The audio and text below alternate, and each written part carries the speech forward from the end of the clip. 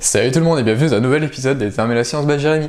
Alors aujourd'hui dans cette vidéo je voulais faire un petit tuto, grosso modo vous donner des conseils sur comment débuter le tir longue distance. Sur la page Facebook des Arts et la Science by Jérémy, j'ai très régulièrement la même question qui revient. Jérémy, je veux me mettre au tir longue distance, j'ai choisi ce setup, donc cette arme, cette lunette, etc. Est-ce que tu penses que c'est une bonne décision? Est-ce que ça va aller? Est-ce que je vais pouvoir toucher à 600 mètres, etc. Et donc du coup, à force de toujours répondre aux mêmes questions en privé, je me suis dit bah ce serait peut-être l'occasion d'en faire une vidéo, puisque si ces personnes-là se posent la question, ils ne doivent pas être seuls. Et donc du coup, c'est l'objet de la vidéo d'aujourd'hui.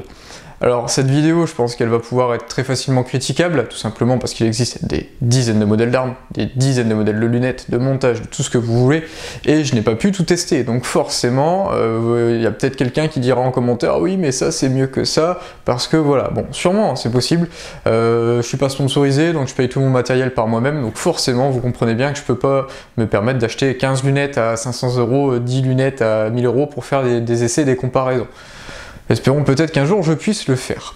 Alors du coup, en attendant, ce que je vous propose dans cette vidéo, c'est que je vais vous donner mes conseils sur comment débuter, déjà d'un point de vue organisation, parce que c'est quand même une certaine organisation pour débuter le TLD, et ensuite d'un point de vue achat du matériel en fonction de différents budgets, tout bêtement parce que pour moi, débuter le TLD, c'est pas réservé à une élite qui a de l'argent plein les poches. Alors du coup, d'un point de vue conseil, quels sont les conseils que je peux vous donner? Conseil numéro 1, le tir longue distance, en fait, c'est l'aboutissement de pas mal d'étapes en amont, étapes qu'on a tendance généralement à réaliser dans un stand de tir FFT.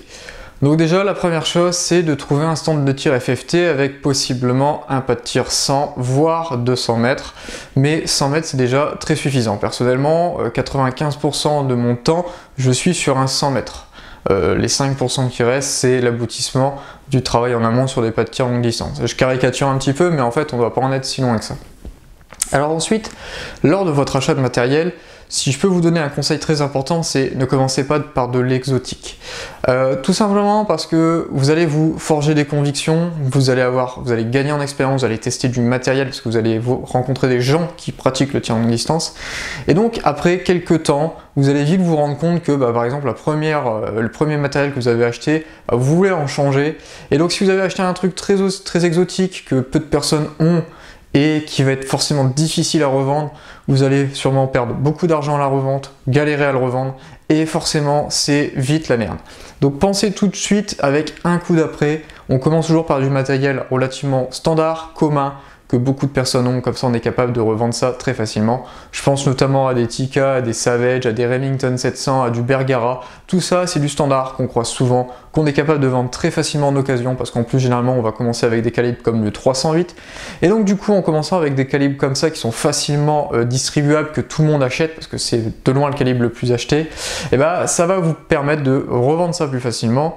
Et donc du coup de pouvoir vous équiper avec votre expérience, votre vécu, et donc du coup de pouvoir vous équiper avec vos envies et vos besoins à vous. Parce que vous allez voir, chaque tireur longue distance va avoir préférence pour certaines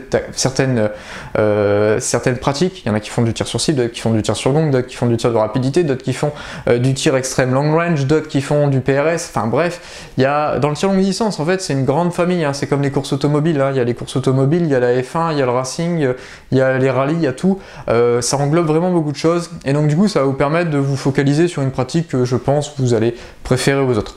Personnellement, je suis plutôt orienté vers tout ce qui va être tir sportif sur cible. Maintenant c'est tellement difficile à pratiquer parce qu'il faut des cibleries électroniques qui coûtent un peu cher, etc., que pour l'instant je tire sur gong et je tire sur des C50 de temps en temps à côté du gong pour essayer de voir ce que le niveau groupement ça donne. L'objectif étant de partir à 100% sur du F-Class à terme, quand le F-Class pourra enfin se développer en France. C'est pas demain la veille, mais bon, j'espère être l'un des moteurs pour tout ça. Alors ensuite, un autre conseil que je pourrais vous donner, c'est de vous vous entourer d'une équipe. Tout bêtement parce que le fait d'évoluer dans une équipe, vous allez pouvoir avoir du matériel en commun, et donc souvent ça vous permet de faire des économies et vous focaliser sur d'autres choses. Je pense notamment à tout ce qui va être radars type les labradars, les magnétospeed, etc. Tout ce qui va être kestrel, télémètre, etc. Tout ça, c'est du matériel qu'on peut avoir en commun dans une équipe, que tout le monde va venir financer, ou alors une personne qui a un peu plus les moyens se permet de te porter entre guillemets les dépenses. Mais donc du coup ça vous permet d'économiser un petit peu d'argent pour investir dans d'autres choses, puisque vous allez voir qu'en fait il vous faut quand même un certain nombre d'accessoires, et ces accessoires peuvent vite coûter cher, donc autant essayer d'optimiser tout ça. Donc ça c'est grosso modo les conseils globaux que je pourrais vous donner. Le plus dur étant malgré tout de trouver un pas de tir longue distance qui veulent bien vous accepter, un groupe de tir qui veut bien vous accepter, parce que très honnêtement dans le sud-ouest de la France on est quand même très bien équipé. Il y a au moins 4 pas de tir longue distance dans un périmètre, enfin dans un rayon de 150 bornes autour de chez moi. Donc autant dire que j'ai plutôt de la chance. Quand j'étais dans le Nord-Pas-de-Calais, c'était une toute autre histoire. Donc avant quand même de vous lancer dans tout ça, essayez de trouver un pas de tir, parce que ce serait con de se lancer, de faire tout l'investissement et de pas trouver de pas de tir, ou alors devoir faire 700 bornes ou 800 bornes une fois par an pour les pratiquer. C'est aussi un point clé pour se lancer là-dedans. Alors du coup maintenant ce que je vous propose c'est, je vais passer un peu de temps sur le choix du matériel, de mon point de vue à moi, si j'étais débutant aujourd'hui avec différents budgets, dans quoi j'aurais tendance à investir. Tout ça est basé sur mon ressenti, mon feeling et mes achats antérieurs, parce que vous allez voir, bon, là vous voyez 3 armes derrière, depuis le début que j'ai commencé le tir, je dois être au moins à je crois que j'avais fait le compte 18 armes ou 19 armes en carabine à verrou. Donc autant dire que j'en ai vu passer un paquet, je sais les avantages et inconvénients de certains systèmes, donc ça va vous permettre d'avoir mon point de vue perso. Alors j'ai oublié de vous dire, vous trouverez tous les liens dans la description en bas de tout ce que j'énonce, tout ce que j'énumère dans la vidéo. Ça vous permettra d'aller voir directement les liens chez les fabricants. Je vais pas mettre de lien chez les vendeurs tout simplement parce que je suis pas là pour faire des ventes chez Armurerie, je sais pas trop quoi, c'est pas mon taf. En plus ça pourrait être mal vu d'un point de vue de Decat. Donc du coup, allez juste voir les descriptions chez les fabricants, et si jamais il y a quelque chose qui vous plaît, vous pourrez chercher par vous-même sur Google qui vend ça en France ou en Europe, parce qu'en fait la plupart des éléments que je vous montre là derrière sont déclassés hormis les armes, et donc du coup vous serez très facilement capable d'acheter la lunette en Italie, le montage en Allemagne et je sais pas les bipieds en Angleterre. Faut pas oublier qu'aujourd'hui avec l'Europe on est capable d'acheter ça partout, et n'hésitez pas parce que je trouve qu'il y a quand même certains armuriers français qui se gavent méchamment sur notre dos. Alors maintenant on attaque le setup low cost. Alors du coup je vais commencer par vous présenter mon choix de matériel pour un budget limité, budget qui va tourner aux alentours de 1500 € environ, parce que forcément les prix fluctuent en fonction de quand vous allez regarder la vidéo, mais là en ce moment c'est un genre de système qu'on pourrait toucher aux alentours de 1500 €. Dans un deuxième temps je vous présenterai un système pour moi du milieu de gamme qui va tourner aux alentours de 2500 à 2700 €, et un système plutôt haut de gamme pour débuter qui va tourner à un petit 4000 €. Donc du coup, on est parti. Alors le tableau est organisé de la manière suivante: entrée de gamme, milieu de gamme, haut de gamme. Alors on va commencer par la colonne entrée de gamme. Pour moi, une carabine d'entrée de gamme, clairement, je n'en vois qu'une à moins de 1000 € qui tient vraiment la route, c'est les Savage. Alors attention, dans Savage, il y a du bon et du moins bon. Là, par exemple, pour vous donner un ordre d'exemple, ça, c'est une Savage. Ça, c'est une Savage. Il y en a encore d'autres dans le coffre. Autant vous dire que Savage, je les connais quasiment toutes et tous les modèles. Il y a du très bon et du moins bon. À moins de 1000 €, je vous déconseille formellement l'Axis. L'Axis, c'est une carabine pour faire de la chasse en battu, ou est-ce qu'on s'en fout, si on tire à 100 mètres dans un groupement comme ça, dans le cochon, ce sera suffisant. C'est pas un système qui est vraiment développé pour le tir longue distance. Le mécanisme de détente est vraiment basique, c'est pas terrible. Si vous voulez à moins de 1000 € une bonne carabine, je vous conseille les Savage 10 FCP ou d'autres qui globalement sont très bonnes out of the box. On a des canons de 24 pouces d'origine avec des potes 10 en 308. Très facilement, vous pourrez tirer à 800 mètres sans aucun problème. Et c'est un système qui est très customisable parce que Savage, on trouve des crosses, on trouve des canons, on trouve des boules de culasse, des rails pentés, enfin bref, on trouve tout. Donc du coup, si vous voulez faire évoluer votre système pour le faire amener à un système qui va être en fait quasiment du haut de gamme, vous êtes capable de le faire. Pour vous donner un ordre d'idée, ça à l'origine c'était une Savage 10 FCP en 308. Bon, autant dire qu'elle ressemble plus grand chose à l'origine, mais voilà ce qu'on est capable d'en faire. Cross Macmillan, Canon, Lothar Walther en 6.5-47. Bon, je me suis fait plaisir sur les lunettes. Schmitt & Bender, montage pur, bipied Atlas, réducteur de son. Vous voyez, à l'origine, ça c'était une carabine à même pas 800 € et on la transforme dans une carabine à 4000-4500 €. Le boîtier, j'ai eu de la chance, est génial sur celui-là. C'est-à-dire qu'en fait, le jeu entre la culasse et le boîtier de culasse est vraiment très faible. Et donc du coup, j'ai une très très bonne fluidité. C'est pas le cas de toutes les Savage, faut pas oublier que c'est des armes de grande série et que donc forcément, d'un boîtier à l'autre, vous aurez plus ou moins de jeu. C'est pour ça aussi, si jamais vous avez un armurier qui les vend en neuf et que vous êtes capable d'aller les voir, si je peux vous donner un conseil, c'est d'aller regarder le jeu qu'il y a dans la culasse, parce que vous allez voir que toutes les culasses ne se valent pas. Et si vous avez la possibilité de choisir, choisissez-la. C'est un conseil que je peux vous donner. Alors ensuite, d'un point de vue lunettes, bon, on va reposer ce bordel, parce que dis donc qu'elle est lourde. Alors ensuite, d'un point de vue lunettes, j'aurais tendance à partir pour un débutant sur les grands classiques, c'est-à-dire premier plan focal, réticule gradué en milliradian, tourelle en milliradian. Comme ça, pour débuter, c'est vraiment le plus simple, c'est ce qui marche bien. Et aujourd'hui, il y a une grosse démocratisation de ce type de lunettes. À une époque, on n'en trouvait pas à moins de 1000 €. Aujourd'hui, on est capable d'en trouver à partir de 300 €, donc pourquoi s'en priver? Cette lunette, c'est une lunette en premier plan focal, en milliradian, tout ce qui va bien. Là, la clarté est pas trop dégueu. C'est une lunette à 400 €, hein, c'est pas non plus une lunette à 1000-1500 €. Mais pour débuter, c'est franchement tout ce que vous avez besoin. Niveau montage, n'oubliez pas un truc, c'est que vous avez beau avoir la meilleure carabine du monde, la meilleure lunette du monde, si la jonction entre les deux est pourrie, vous avez un système pourri. Donc du coup, je vous conseille, même si vous êtes débutant, de quand même consacrer un certain budget sur les montages, de ne pas partir sur des montages à 40 balles ou à 50 balles. Partez tout de suite sur un montage à au moins une centaine d'euros. Ce sont généralement des montages sur lesquels on peut commencer à avoir confiance et ça vous permettra d'éviter un risque. Parce que si vous êtes débutant et que ça groupe pas, il y a tellement de possibilités. Alors soit c'est le tireur qui tient pas la route, soit la lunette est mal montée, elle est branlante, soit les munitions correspondent pas au canon, soit... Enfin voilà, il y a plein de possibilités et si vous êtes capable d'en éliminer déjà certaines, c'est déjà ça de gagner pour essayer de comprendre pourquoi le setup groupe ou groupe pas. Donc ça c'est des montages, moi je conseille le Vortex Pro Series qui est pour moi un bon montage à une centaine d'euros. On a également les Night Force qui sont très très bons, j'ai 4 colliers Night Force qu'on trouve aux alentours de 100-120 € dans ces eaux là, qui sont des colliers en acier forgé, c'est ultra solide, ça bouge pas d'un pouce. Mais il y en a d'autres, hein, donc ça c'est une liste non exhaustive. Et d'un point de vue bipied, pour débuter, n'oubliez pas que vous n'êtes pas obligé d'acheter un bipied pour commencer.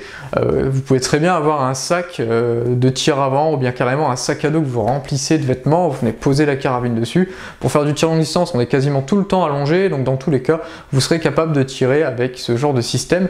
Donc si vous voulez faire un petit peu d'économie et puis garder votre budget pour autre chose, ou bien attendre pour avoir un plus gros pécule pour acheter du plus haut de gamme, c'est aussi une possibilité. Après, si vous voulez absolument tirer avec un bipied à moins de 100 €, il y a plein de bipieds de type Harris. Bon, généralement, c'est des types Harris, c'est pas les vrais Harris, comme les Caldwell et bien d'autres marques. Tous ces bipieds à moins de 100 €, voilà, peu de choses à dire. Je suis pas vraiment très calé sur ce milieu des bipieds à moins de 100 €, tout simplement parce que j'ai toujours tout de suite commencé avec du haut de gamme. Donc à l'avenir, je vais essayer de regarder dans le marché exactement qu'est-ce qui se fait dans le bipied entrée de gamme. Alors ça, c'était mon setup plutôt entrée de gamme qu'on va trouver aux alentours d'à l'heure actuelle 1500 €, voire un peu moins. Pour moi, c'est un setup qui va vous permettre de pouvoir facilement tirer à 600-700 mètres. Ce qui sera peut-être l'élément clé, c'est, j'en ai pas parlé là, mais entre l'arme et la lunette, vous allez avoir forcément un rail Picatinny. Si vous arrivez à avoir un rail Picatinny 10 ou 20 MOA, ça va vous permettre d'exploiter vachement mieux la lunette et donc du coup d'avoir assez d'élévation pour aller tirer à 600-700 mètres. C'est le seul risque que vous pouvez avoir avec ce système, c'est peut-être être un peu limite au niveau des élévations. Alors maintenant, ce que je vous propose, on passe sur mon setup moyenne gamme. Alors du coup, pour un setup milieu de gamme, qui va tourner aux alentours de 2500 €, mon choix d'un point de vue arme partirait surtout sur soit du Bergara, soit du Tikka ou du Remington. c'est des systèmes qui ont fait leur base, qui ont fait leur preuve, pardon, et surtout c'est des systèmes que vous pourrez très facilement revendre le jour où est-ce que vous déciderez de passer à autre chose ou non, parce que généralement ce sont aussi des systèmes qui sont très customisables et que vous allez pouvoir faire évoluer un petit peu comme la Savage. Faut quand même avouer que c'est quand même un petit peu plus difficile de customiser à fond une Bergara ou une Tikka, tout simplement parce que le système de changement de canon, vous devez passer par un armurier type Armeca ou d'autres, et donc là ça commence à banquer sévère, alors qu'avec un système Savage et vous êtes un petit peu équipé et vous savez vous servir de vos mains, à 300 €, vous mettez un canon match. Alors du coup, pour la lunette, encore une Athlon, je sais, je suis désolé, je trouve qu'Athlon c'est le meilleur rapport qualité-prix en ce moment dans le monde de l'optique de tir. Ce serait une Midas BTR Gen 2 qui a une très bonne élévation, bonne qualité, enfin bref, pour moi c'est une très bonne lunette aux alentours de 800 €. Elle vaut largement les Vortex qui vont tourner à 1000-1200 €. Et donc pour moi ce serait une très bonne décision. Pareil, lien dans la description de tout ce que je vous donne. En montage milieu de gamme, j'aurais tendance à partir déjà sur un montage monobloc, puisqu'aujourd'hui on est capable d'avoir des montages monoblocs qui vont commencer à partir de 200 €. Alors entre 200 et 300 €, ce sont des monoblocs plutôt d'entrée de gamme, même si il y a maintenant des montages monoblocs de très très bonne qualité, notamment le Spur qui va plutôt être orienté pour la chasse, et c'est le montage que je vous conseille pour un milieu de gamme, tout simplement parce que c'est un montage monobloc, il est super léger, je le trouve très bien designé. Il a l'avantage d'avoir le système de connexion des colliers qui n'est pas à l'horizontale mais qui est incliné. Et quel est l'avantage de l'avoir incliné? C'est que quand on tire, on est capable directement d'avoir un visuel sur la tourelle de hausse et la tourelle de dérive, et qu'on n'a pas cette surépaisseur sur le côté qui vient nous bloquer le visuel de la tourelle de dérive. On n'est pas obligé de décaler sa tête pour aller voir qu'est-ce qui se passe sur la tourelle de dérive. Donc pour moi c'est un très très bon montage pour du milieu de gamme. Et niveau bipied, là, niveau bipied à 250 €, 250-300 € dans ces eaux-là, il y a du Atlas, il y a du Acutac, bref, il commence à avoir vraiment un sacré paquet de bipieds qui commence à vraiment bien tenir la route. Je trouve que le monde des bipieds a vraiment fortement évolué ces 10 dernières années. À une époque où on avait quasiment que du Harris à toutes les sauces, aujourd'hui il commence à y avoir tout un tas d'architectures différentes. Maintenant ça va vraiment être en fonction de vos goûts et surtout voilà du look du bipied, parce qu'on commence à avoir des bipieds qui sont vraiment super heavy, ils sont vraiment imposants. Des fois, quand on monte ça sur une petite carabine, une petite Savage, on fait oh putain, le bipied il est plus gros que la carabine. Donc du coup, il n'y a pas vraiment de solution miracle, ça va être en fonction de vos goûts. Personnellement, mes goûts ont tendance à préférer le bipied Atlas V8 qui est d'abord monté sur la Savage ici, il est monté aussi sur notre carabine, j'en ai deux de ces bipieds là. Je trouve plutôt pas mal. Aussi, ce qui va être important de regarder pour vous dans le choix de votre bipied, ça va être la hauteur de réglage, tout simplement parce que tous les bipieds ne se valent pas au niveau de la hauteur minimum et de la hauteur maximum. Certaines personnes qui sont plutôt fragiles du dos, qui ont des douleurs régulièrement au dos, vont se rendre compte qu'en fait être allongé toute une journée derrière une carabine avec les épaules relevées comme ça fait un mal de chien au dos, et que pour avoir une position peut-être plus agréable, souvent on a tendance à relever tout le système beaucoup plus. Alors c'est un peu moins stable au tir, mais l'avantage c'est qu'on vient quand même beaucoup moins solliciter notre dos, et donc du coup avoir un bipied qui peut monter très haut avec un sac arrière plutôt haut, comme par exemple utilise Mark & Sam, les fameux youtubeurs en Australie qui font du tir longue distance, ça a l'avantage du coup pour les personnes peu souples et qui ont mal au dos de pouvoir avoir une position beaucoup plus sympathique. Donc c'est aussi un élément à prendre en compte dans le choix de votre bipied. Alors ça c'est grosso modo ce qui marque pour moi quelle serait une configuration milieu de gamme pour débuter le TLD. Là-dessus on tourne aux alentours, là vous le voyez peut-être pas très bien avec la carabine, aux alentours de 2500, 2700 €. Ça dépend encore une fois des prix et du moment auquel vous allez voir la vidéo. Mais pour moi 2500 € c'est un setup qui va être milieu de gamme pour commencer le tir longue distance. Si maintenant on passe au setup plutôt haut de gamme pour débuter, on y va. Alors je change de sens comme ça vous verrez mieux. Pour du haut de gamme, moi j'aurais plutôt tendance à partir sur du SSG 3000, du RPR, il y a aussi la Tikka TK1, bref, il commence à avoir une sacrée flopée de carabines dans la tranche des 2000-2500 €. Toutes ces carabines là se valent au final, et vous pourrez très facilement faire du TLD avec. Pour l'instant je ne vais pas encore parler du calibre, je viendrai sur ce point là à la fin. Niveau lunettes, j'aurais tendance à partir sur une Athlon ETR, tout simplement parce que j'en suis fou. J'en ai une sur ma 300, j'en ai une autre qui est dans un colis en ce moment qui est en train d'arriver vers chez moi. C'est une lunette que je trouve vraiment incroyable d'un point de vue rapport qualité-prix et qui mérite d'être plus connus. Ensuite, niveau montage, je partirais plutôt sur un montage pur monobloc. Maintenant, il faut avouer que aux alentours de entre 300 et 400 euros, tous les montages monoblocs se valent. Que ce soit du pur, du tier 1, enfin bref, il commence à y avoir vraiment une flopée de montage monobloc dans cette zone de prix. Tout bêtement, ils se valent tous. Au moment de votre choix, pensez bien aussi au pentage, réfléchissez bien à ça, parce que du coup, pour rappel, hein, une lunette, quand elle est montée sur un rail 0 MOA avec un montage 0 MOA, va utiliser grosso modo que la moitié de son élévation. Donc si vous avez une lunette à 32 milliradians d'élévation, bah en fait vous allez en utiliser que 16. C'est un peu con, on en gâche 16, c'est un petit peu du gâchis. Donc si vous avez un rail 0 MOA, bah mettez peut-être un montage 30 MOA au moins, 30 voire 40. Si vous avez un rail 20 MOA, bah vous mettez 20 ou 30. Comme ça, ça va vous permettre de récupérer une certaine élévation et d'exploiter au maximum votre lunette.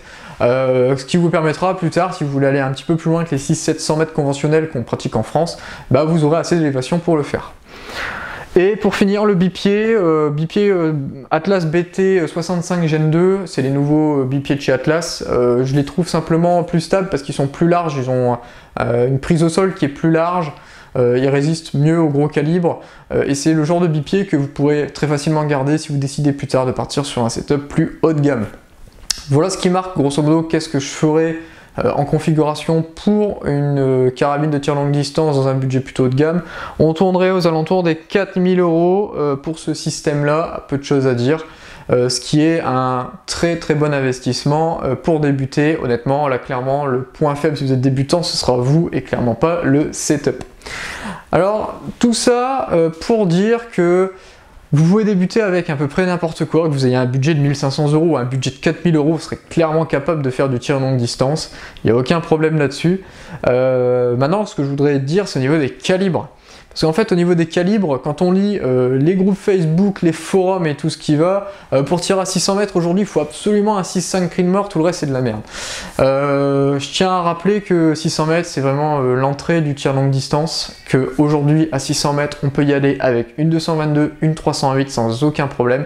La 222 que vous avez là à côté fait très régulièrement du 600 mètres, et à 600 mètres, quand je groupe en dessous, enfin au-dessus de 9 cm à 600 mètres, je suis un petit peu dégoûté en fait.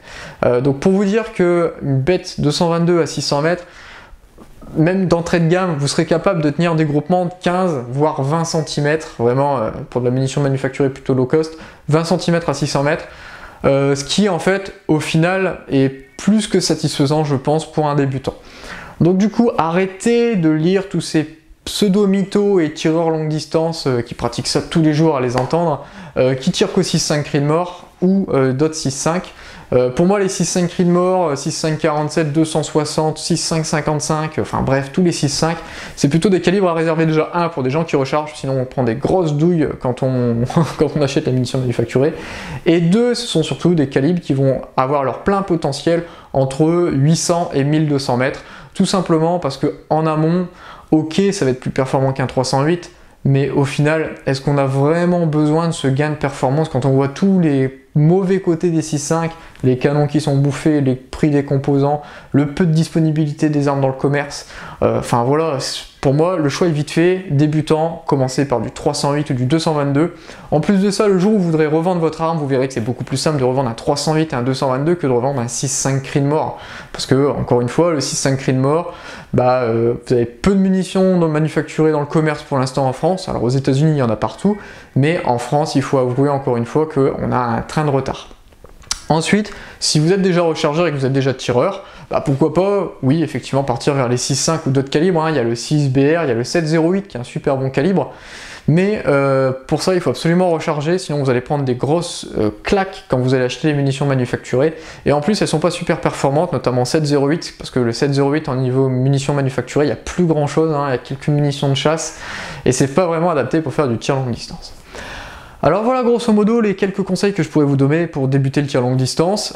Il faut quand même avouer que c'est une passion plutôt particulière qui nécessite des achats plutôt conséquents pour débuter. Malgré tout, je voulais être rassurant, c'est quand même pas un loisir qui est inatteignable pour beaucoup de personnes. Voilà ce qui marque la fin de cette vidéo. N'oubliez pas, si ça vous a plu, de liker la page, d'aller me retrouver sur Facebook, sur Instagram et sur toutes les autres plateformes. Et si le contenu de cette vidéo vous plaît, vous pouvez aussi me soutenir sur Tipeee en faisant un don même de quelques euros. Ce sera grandement apprécié, ça permettra d'acheter du matériel et de vous le présenter sans avoir à casser mon plan épargne logement.